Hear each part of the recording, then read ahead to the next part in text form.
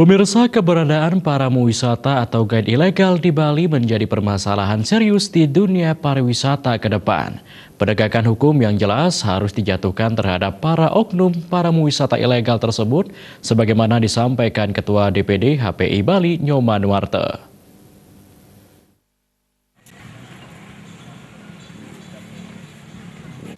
Menurut Ketua DPD HPI Bali, Nyoman Nuarte, oknum pramuwisata atau guide ilegal selama ini harus diselesaikan secara serius dan ada kejelasan terkait tindakan hukum yang harus dilakukan.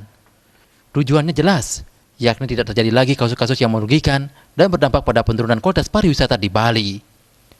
Penegakan hukum yang lemah akan menjadikan oknum pramuwisata atau guide ilegal tetap nekat beroperasi. Oknum pramuwisata ilegal akan terus berulang kali melakukan tindakannya. Tidak sesuainya putusan hukum yang diberikan juga akan menjadi persoalan ke depannya. Nyoman Nuarte menambahkan, ada 3 hal yang diakibatkan keberadaan pramuwisata ilegal tersebut, yakni pertama, para oknum ini akan menjual Bali sangat murah, tidak ada pajak yang dikontribusikan kepada negara, dan selanjutnya tentu mengambil alih kesempatan bidang pekerjaan pramuwisata berizin yang sudah dimiliki oleh para pramuwisata yang tergabung dalam Himpunan Pramuwisata Bali. Penegakan hukum yang lemah itu menjadikan orang-orang itu tidak ada efek jerahnya. Dia akan berulang kali melakukan tingkah lakunya, ya, padahal itu salah.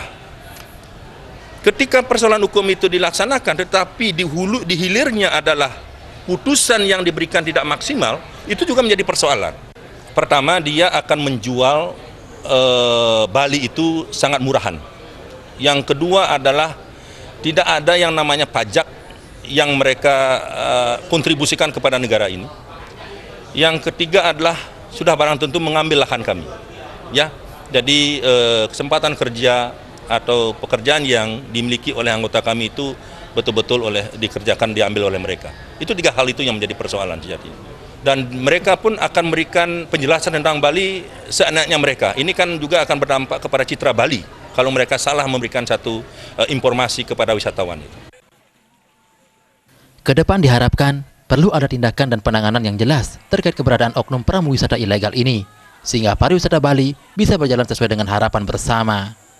Selain itu, kasus-kasus yang bersifat merugikan pariwisata di Bali tidak terulang kembali. Bayudi, Bali.